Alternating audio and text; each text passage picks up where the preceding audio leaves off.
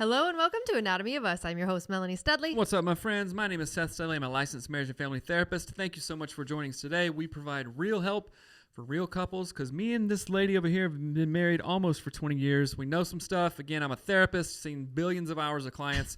And so if you are listening today and you want help for yourself or your marriage, you are in the right place. And today we're going to answer a listener question. Okay, here's a question. It says, why does my husband get so angry? My husband has always been a very touchy person. We've been married for 8 years, and over that span of time, he has lost his temper over everything from our very averagely messy kids to me not being ready to leave for church when he is ready. It's like he takes these things personally, as if the kids meant to make him upset, or like I was late on purpose. When he gets like this, he threatens me by saying that he will leave us and even says things like, you couldn't make it without me. Not cool. What I hate the most about this is that our kids are seeing this all. We have a son and a daughter, and I pray daily that our son won't grow up to behave that way and that our daughter won't marry a man like her daddy. What do I do? How can I talk to him about this without him blowing up and things getting worse? Is it something that I'm doing wrong? Am I expecting too much from him? Should I be nicer, quieter? Please help me. I feel like I'm at my wit's end, and no matter what I do, I will have to face his anger. Thanks for all that you do, Kay. Dang, Kay. That's a lot. That is a lot. And I'm sorry for that. Because that sucks. And I'm not saying, oh, it sucks to be you. I'm not saying that. I am feeling like the weight of that situation and how that would feel, you know, and want to call this guy out on his bullcrap instantly. Right. Like, one of the worst things that's you could say, I mean, there could be a bunch of worse things, but like, I don't want our daughter to marry a guy like you. Right. Ugh. Yeah. That'd be heartbreaking, you know? Not just like heartbreaking, how could you say such a rude thing? Right. But the realization of, oh, wait a minute. What? Are you kidding me? Dang, you know? So, and I don't want to turn this into a, like, bash this guy's nuts, you know? But it's like, yeah, you need a little bit of that, dude. Because what your wife is saying, hey, the way that you treat me, I wouldn't want my daughter to go through that. And you're not saying that out of anger. You're not saying it out of anything. But you have a heart for your kid and go, oh, the pain that you're making me feel, I don't want our kid to feel that way. And the way that you're being an example, like, to your son, like, I don't want our son to grow up to be a man like you. Ugh. Yeah, that's awful. Dang. Trust me, as a dad, there's not many things worse than that. You know what I'm saying? Because there's like all loss of respect in there, like dignity. It's like, no, that is not cool. And if your wife realizes that you're that type of man and you don't, first of all, you got a lot of work to do. And I hope that you do realize it and change. And like, man, because this isn't cool. Yeah. You know, this is not okay. Yeah. I want to answer sort of starting from the bottom and going upwards, because it says, like, what do I do? Am I expecting too much from him? Should I be nicer, quieter, etc.? And no, number one, no, you're not expecting too much from someone that you say, oh, will you just treat me like a decent human treats other decent humans? Can you just do that and not yell at me or be mad at me or say, I mean, sorry, my timer's going off. If you said to me that I couldn't make it without you, like that's just the meanest, like, it's a threat. It's it's unloving. It's terrible. That's like a blemish that is not going anywhere anytime soon in a marriage. And like, let's flip that around. You asked, am I expecting too much from my husband? No. Like, let's write it out the other way. Like, and I do this with our clients sometimes. Like, what I will make our clients who are on the angry side write out, like, when is it okay to be angry at your spouse? When is it okay to make them feel like a piece of garbage? When should that happen? And then, okay, should it be when they're late for church? Should it be when the kids are too messy? Okay, well, put that in your planner. Set a timer to yell at your kids and to make your wife feel like she's 1 inch tall. Go ahead and do that.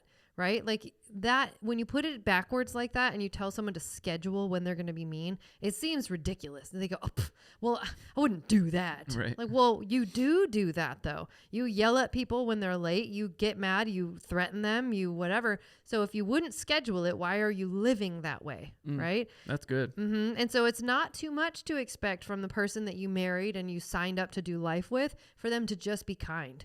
I guess even at the base level, it's not too much to expect that they wouldn't belittle you. So I just want to get that out of the way. You are not expecting too much from him. Now, he does sound like he might need therapy, coaching, maybe therapy, something to work through some of this So stuff. from a guy's perspective, and this could be flipped to a female too, but oftentimes I was talking to a client today about projection. And this client was talking about, oh, well, other people are just that way too, and they're just out to get things, you know? I'm like, you know what you just did? You just projected your own feelings onto someone else because that helps you make sense of how you feel on the inside, and you are doing that. And I was like, mic drop. No, I didn't say that, right? But they were like, oh, wait a minute, right? So in this first half of this paragraph here, I see a guy that has so much anxiety, so much that he either is carrying or thinks he's carrying. And there's a really big difference in between that with anxiety. Like, oh, all this stuff. Also told the same client, hey, write all this stuff down. And you will, because I've done this practice too. If you're worried about 8 million things, write them down, and probably all but 8. And be like, oh, well, I guess I really don't have to worry about those. They were just floating in my brain for weeks and weeks and weeks. Or I can't control it anyway. You can't control it anyway, right? So I'm reading that this guy is having a hard time almost with life. Yeah. And maybe his personality would be like, okay, I'm going to fight you for saying that, right? But that's just illustrates the point. Having a hard time compartmentalizing things, like responding rather than reacting, right? We always want to respond rather than react. That's why they call them first responders, not first reactors. Oh crap, you know, crush, bud, right? So I would talk to this guy around that, and I'm saying that to help this wife go, oh, okay, because what always happens in relationships, because we care about each other, if our spouse isn't happy to a degree, sometimes we internalize that. Well, Melanie always complains. She's never happy. It must be something that I'm doing. What do I need to be nicer? Do I need to be quiet? Do I need to walk on eggshells so she'll be happy? We internalize that, and then we start asking, am I a good husband? Am I a good wife? Well, what's wrong with me if I can't even be happy, right? People think that all the time. So I don't want this person to go down that route. What I want is like, oh, his problem that he's projecting on me is exactly that. His problem, his issue. And the easiest way to deal with that issue is just like drinking or some other addiction. Oh, I feel like crap, drink. Happy, drink. You know what I'm saying? I don't know how to process this stuff that I'm dealing with internally, which I guarantee you that he is, just as a fellow man, we think this way. And he goes, oh, kids are late. Things are messy. People are late. Your fault. Nothing that I did. Hey, I'm ready. Right. But I didn't help a lick with getting the kids ready or making breakfast or getting shoes or doing this, right? Oh, house is messy? Yeah, because I helped create a tornado over the weekend and then went to work and didn't do anything. You understand what I'm saying? You see what I'm saying? So I want to point a mirror. I want to take this question, turn it into a mirror, and point it back in this dude's face. So to help this lady out, I want you to be able to separate all these things, all his complaints, the way that he treats you, which is not okay.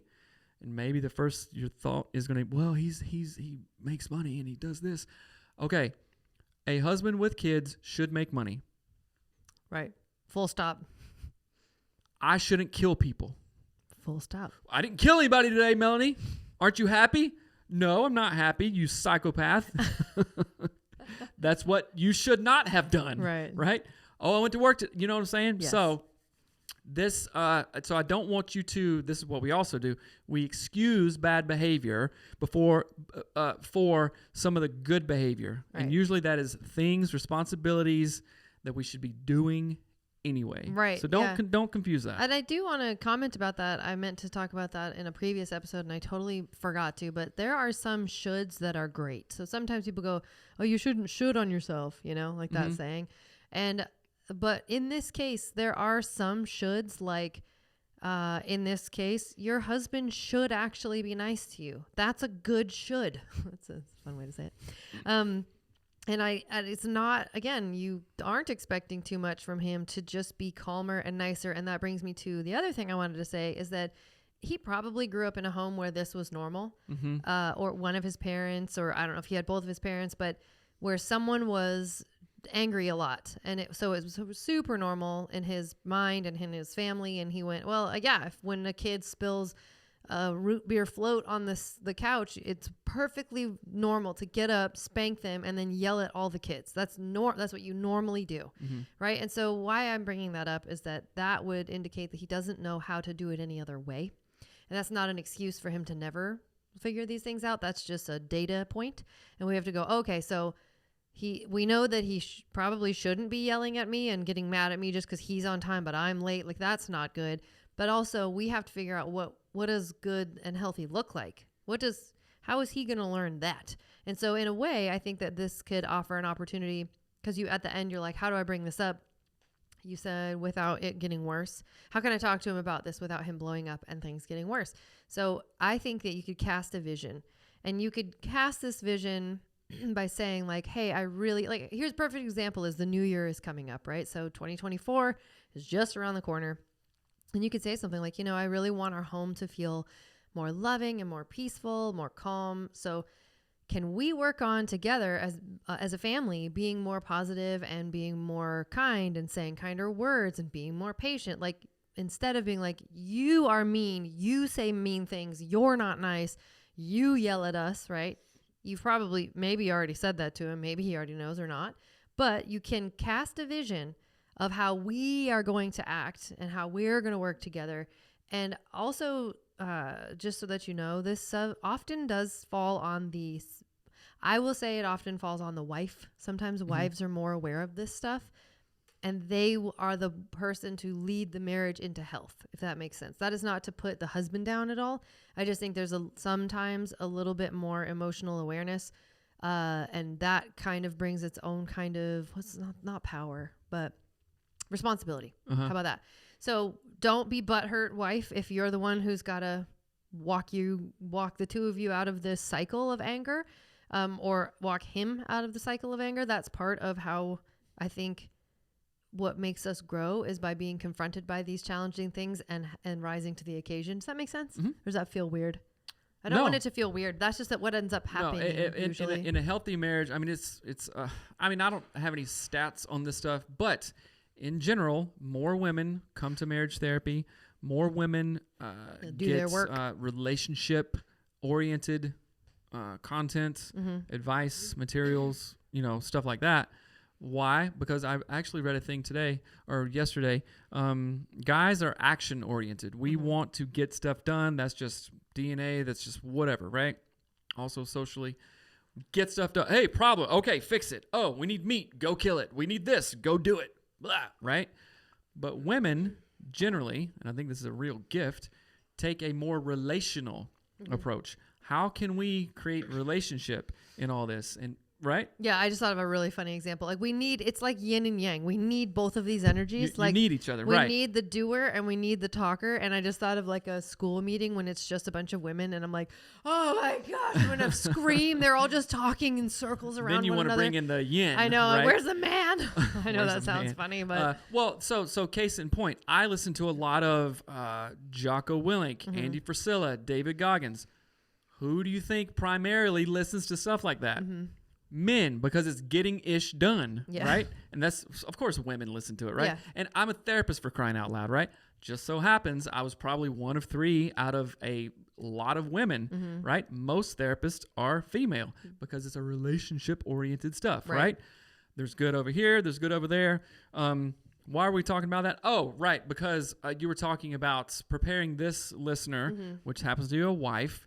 Hey, you might have to prime some of this, right? And I would encourage you, get the clearing structure, go to anatomyofus.com under resources, get the clearing structure to bring up stuff like this, because Or I if don't you- want you, because it says, I feel like I'm at my wits' end, and no matter what I do, I will have to face his anger. Maybe he has a brother. Maybe he has a dad. You know, I mean, maybe his dad is just as pissed as he is or whatnot. Or maybe you have a pastor or somebody. I'm thinking maybe a pastor, because you talk about you pray. Get another dude with you. Have his wife come along too and say, hey, we love you. You're cool, but you're really pissed all the time. Yeah. This isn't good, right? And let me tell you, just from and I know this deeply and intimately, being a guy, we experience anger so much differently than a female does. I never experienced female anger. I was going to say, how do you know? Just anecdotally, I Yeah. guess. And like when I see our boys get that, I'm like, I know exactly what you're feeling, because you're so frustrated. And usually when you see a guy that's angry and he starts crying, you know that something is really going deep, right? Rather than just like, if it's just crazy anger, Right. then okay, you're ignoring something there. But maybe this is what this guy is feeling. You know, maybe he feels like he's missed opportunities. He's like too far gone. Or maybe he's not even aware of it. You know, which maybe if you're not aware of it, if you have somebody that you care about, say a pastor or some other dude in a men's group, calling you out on it and saying, bro, I got to bring this to you. Your wife is talking to me. Are you kidding me? Are you kidding me? Hey, if I have another dude who I'm like, friends with and respect, and says, hey, man, your wife has said some stuff, right? She's not talking bad about you. We're not gossiping or anything. But that would bring me to a different awareness. But some people, it might be dangerous too. Right. Oh, how dare you talk about our stuff out there? Well, and to me, it feels like there's probably some undercurrent of anxiety, kind of like you mentioned before. Like this could just be that I think there's he's carrying a whole lot. Yeah, like he's getting pissed at like an average messy kid. Dude, don't let that blessing become a curse. And don't let it run out. Like I train myself, and you and I both do this. I mean, most times, sometimes just like super annoying, like, bro. Our kid melted wax in like 900 containers that I had to clean today. So, okay, that's different than seeing like a skateboard upside down in the driveway. I have a kid who is talented at a skateboard. Thank God he came home and could ride and do stuff out there. Thank God that I can provide him a skateboard and a car to go to the skate park and all this stuff.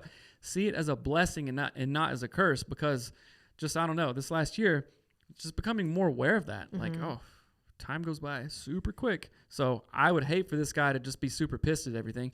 And as you were talking, I was again thinking of family of origin stuff. This is what this guy knows. Yeah. Right. And we go to what we know. So you have to become aware of that, and then you have to decide to change it.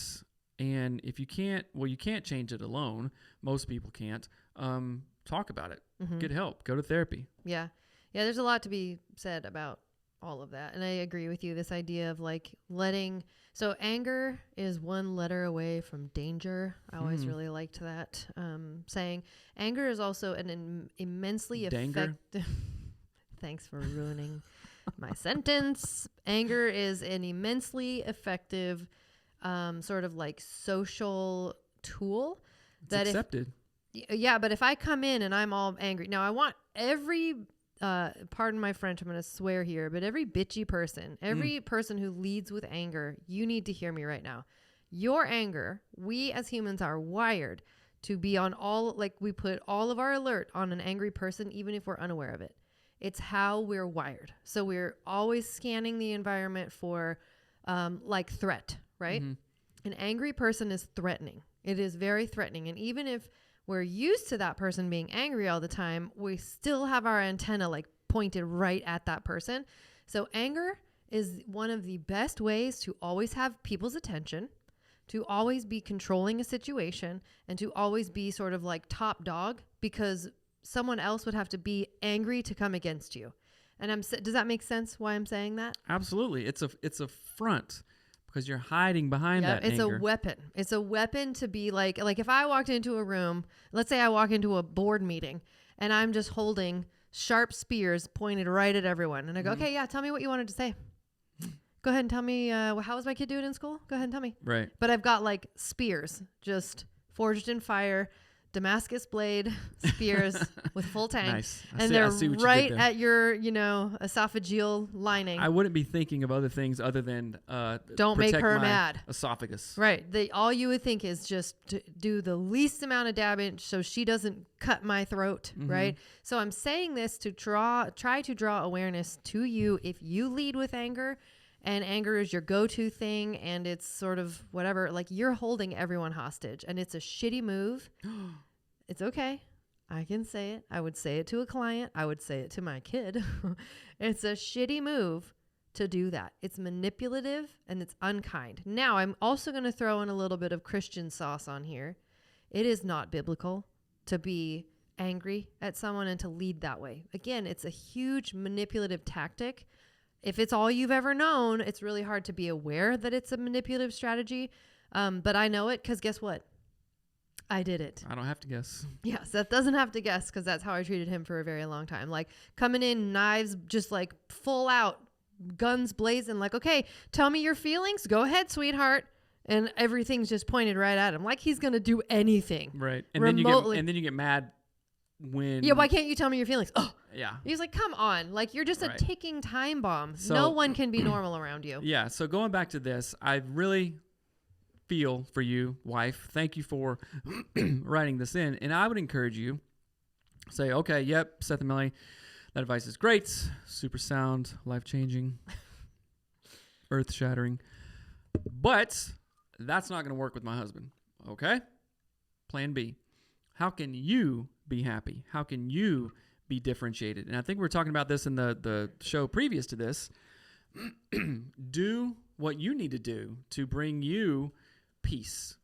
You know, if he wants a situation where everybody is walking on eggshells, okay. If you have to walk on eggshells, fine. But then you're going out here to do your own thing, right? And I know that's maybe confusing because I understand like relationship dynamics and stuff like that. But if you continue to be just terrible, at some point I would have to be like... Well, and you have. I'll be really clear. Seth has done this with me. He said, it was probably a few years ago, you said, hey... I remember what I said. Yeah, you were like, if you keep doing this, like if you keep being mean to me, I will leave you. Like, No, I said more than that. I said... I remember what was it? Why am I laughing at this? It was very serious. I said, if you keep on doing this, I swear to God, I will divorce you. And he laughs. But I was so serious. I'm surprising myself at how serious I was because that was like one of the... We've had a lot of turning points in our marriage, like for you and then of course for me, where we're like, hey, bro, right, let's get real, right? And we've had those and we've responded appropriately. Yeah. Thank the Jesus, right? But I was like so serious, like a New York minute heartbeat, like I can't, you know what I'm saying? But I do want to acknowledge like maybe some social dynamics in this. Maybe you're a stay-at-home mom and you're just not in a position to be like, up and leave. Hey, I'm out of here. You know, maybe he's the breadwinner or something like that. That's why he says bullcrap like you can't make it without me. Which again, dude, I don't know. I'm mad at your husband, but I know. So I want to understand that. So I'm not saying like, hey, just leave. It's snap of a finger. Swear to God, you'll leave your wife. No, I'm not. I understand that it might not be that way, right? But I want you to connect with women in your church community, connect with the pastor's wife or wherever you go. And like, hey, I really need help with this and I'm really struggling. But I want you to show up fully for yourself, show up fully for your two kids as well, right? And like, maybe your role now is protect yourself and protect your kids while slowly, strategically, talking to your husband with the use of the clearing structure, stuff like that, right? Yeah, and I want to say too, the clearing structure is in the Power Couple Planner. Right now you can get it. It's already in here. So if you have the Power Couple Planner, you already have the clearing structure. But also I want to ask or sort of share two ideas with your husband. What would work? I want you to brainstorm what would actually work. What would help him change? And sometimes we don't just like allow ourselves to daydream about solutions. So daydream about some solutions. What would actually work? Who would he listen to? Maybe he would listen to his grandpa. Maybe he would listen to his pastor. Maybe he would listen to the guy down the road who works at the whatever, who helps him with his car. I don't know. But who would he listen to? And start there. Like start daydreaming about solutions. Because I think that's a really important thing to do, because sometimes the answer is different than what like society might tell us. But there's usually a person that your husband respects and would listen to. Talk to that person, connect. But also another thing that I think is really important is that idea of casting a vision of health in the future. And you could say to your husband, hey, like I said, I'm trying to be more positive. We're trying to be healthier in our relationship. And here's what I would like to do. I'd like to be kinder to the kids. And in order for me to do that, I'm creating a community. Like I'm going to be meeting with some friends, or I'm going to go see a therapist, or I'm going to talk to a counselor so that I can talk about some of the things that we struggle with. And I'm going to share what's going on in our marriage. Like, are you okay with that? Is that good? We're going to try to open this stuff up for a positive outcome, right? So you're explicitly saying, you're clearly saying, I'm going to be talking about the hard stuff that we go through so that no one's trying to hide it anymore, but it's not as threatening as like, I don't know, maybe that will be helpful. Maybe it's something that would make sense and work out. But again, part of that too is just having a community of people to be around who know your story, who know what you're going through. This stuff's not easy to share sometimes, but it's really important to share with the right community in the right context. But again, I just want to say, like, it's not about you being nicer, expecting too much from him, trying to be quieter. It's not about that at all. It's really, I think, this idea of creating an energy that can pull into a new direction. It's your energy of pulling into healing. And he's got a lot of work to do. But if you just say that straight to his face, he'll just get mad at you. Yeah. And keep up the prayer. Yeah, right? For sure. God answers prayer. So and you can ask people to pray on your behalf, like for him. You know what I mean? Absolutely. So. And do stuff that you need to do to continue your growth mindset. Exercise, growth mindset content, prayer, journaling, all these things. You got this. Keep up that routine for yourself. Yeah. And if you have a question that you want to ask on our show, send it into hello@anatomyofus.com and we will get that answered. And one more thing, go to anatomyofus.com and find the Power Couple Planner to kick off 2024. Oh, yeah. With intention. Get it for your spouse for Christmas. Ooh. Doy. Perfect idea. Really good idea. So anatomyofus.com/Power Couple Planner right here, guys. I promise you'll change your 2024, right? Take what you want from 2023, have it morph over into 24, and this tool right here will help you very much. So thank you. Remember to email any questions, hello@anatomyofus.com, and we'll talk to you soon. All right, guys, later. Bye.